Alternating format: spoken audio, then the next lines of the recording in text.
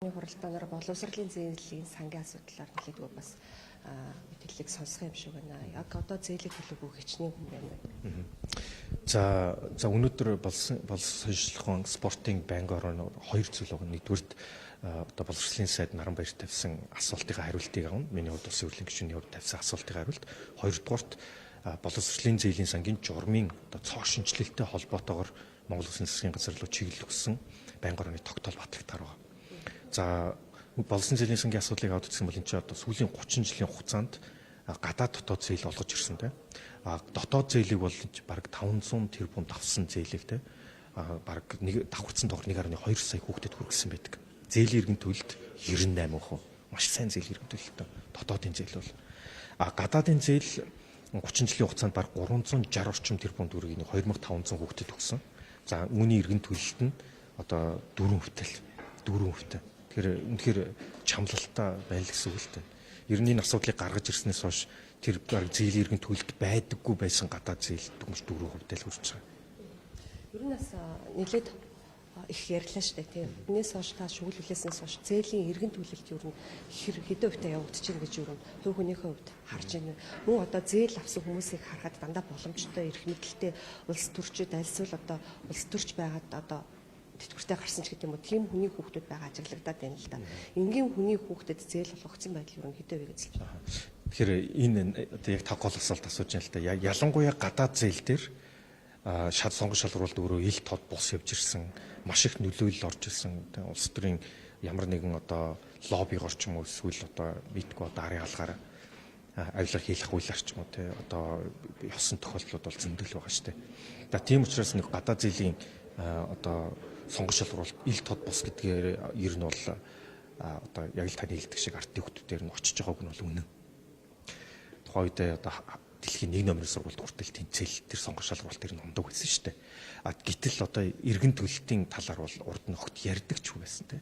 Тэр зээл авчаа зээлээ бол тэтгэлэг ч юм уу иргэн төлөх шаардлага эсвэл одоо ажиллахгүй ч байсан хамаагүй нэг 5 жил сайн дураар нийгмийн дадлын шинтгэлтүүлээд харгалцдаг юм а гэдэг буруу хууль бус ойлголт бол нэвт явж байсан те. Одоо хүртэл тийм тайлбар гарч ирдэг үгүй шүү дээ. Татвар төлөгчдийн мөнгөөр зээл олгосон бол энэ өөрөө зээл л байсан те. Бид нар хаан багнаас зээл авчаад тэрийг иргэн төлөхгүй аргалчи хүнээр яриулчи гэж юм байдаггүй шүү дээ. Яг тэр үнтэй адилхан татвар төлөгчдийн мөнгөн дээр ялгууртаа хандах ёсгүй нэгдүгürt. Хоёрдугаарт бас гадаад зээл авсан хүүхэд дотоод зээл авсан хүүхэд бас гэж ялгаж болохгүй шүү дээ. Өнөөдөр Монгол банкны жишээлбэл зээлийн мэдээллийн санд дотоод зээл авсан хүүхдүүд бүгдээрээ Оросоор ирсэн. Сүүлийн бараг 10 хэдэн жил орж ирж байгаа. 9 жил юм байлаа. 9 жил Монгол банкнд зээлийн мэдээллийн санд дотоодын зээлээ төлөхгүй бол одоо оруулдаг болсон тийм. Тэгээд иргэн төлөлт нь ч өөрөө 98%.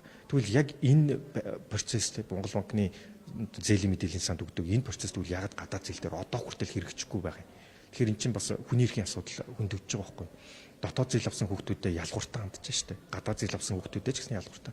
Тэгэхээр энэ байдлыг зогсоох ёстой. Гадаад зээл бас л авсан л бол тэрийг иргэн төлөх ёстой. Иргэн төлөхгүй бол зээлийн мэдээллийн сандаа эргээд ордог. Яг дотоодын хүүхдүүд шиг энэ байдлыг энэ хүний эрхийн бас ялгууртай байдлыг бас алгуулах хэрэгтэй гэж үзэж байна. Улс төрчдөөс бас аваа сурцсан тохиолдол байсан шүү дээ. Ер нь иргэн төлөлт хийсэн улс төрч байна. Одоо цоллож гаргаж ирсэн хүмүүсийн баг олонх нь бас төлсөн байдаг юм байна лээ. Гэхдээ төлөлт одоо дэндүү хангалтгүй л байна л да. Та боддоо 360 тэрбум орчим төгрөгний те. Энэ чинь 4% л иргэн төлөгдсөн байна. За энэ жилийг аваад үзэх юм бол 2025 он гарснаас хойш 3 сарын хугацаанд нэг 7-800 сая төгрөг төлөгдсөн байна.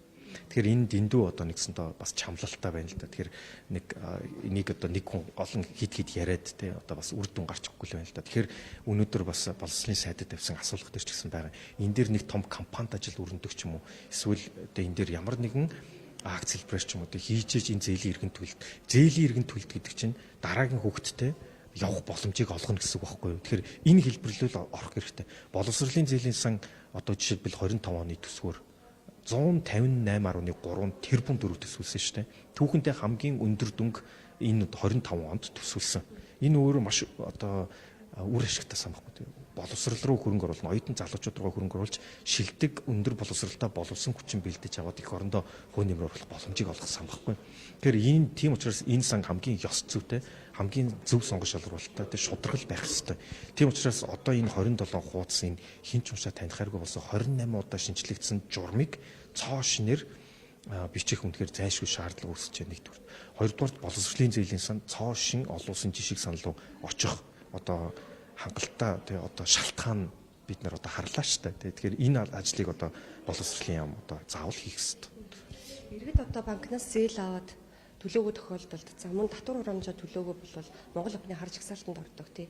Гэтэл одоо энэ боловсролын зээлийн сан дээр яг юм. Яг үнэ харин тий.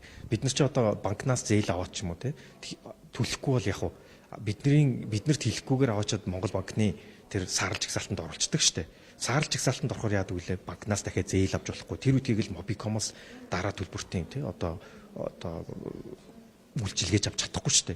Гэтэл дотоод зээлийн оюутнууд бол яг энэ хэлбэрт яваад байгаа. Яваад 9 жил болсон байна. Тэ дээлээ иргэн төлөхгүй бол оюутан хөгжлийн зээл аваад зээлийн иргэн төлөхгүй бол Монгол банкны саарл жагсаалтанд автоматар орчдөг.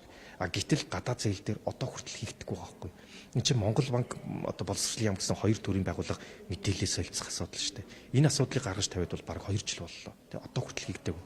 Өнөөдөр тийм учраас энийг байнгын орооны одоо тогтоолоор одоо засгийн газар руу чиглэл болгож энийг заавал яаралтай авч одоо арга хэмжээ авч одоо хийх ёстой гэсэн одоо тогтоолын төсөл одоо бэлдээд өнөөдөр оруулна. За баярлалаа.